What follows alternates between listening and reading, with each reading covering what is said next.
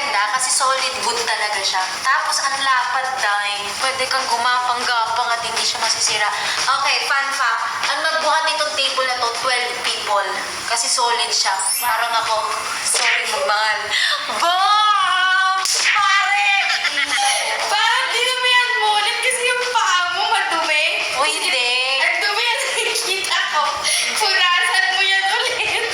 O, di. Pinapahirapan na niya, oh. Hindi naman natin pag-usapan eh. Basta kuminang yung kahoy natin. Nahirapan ka niya. Ayaw niya pagkapasok pa ako, ha?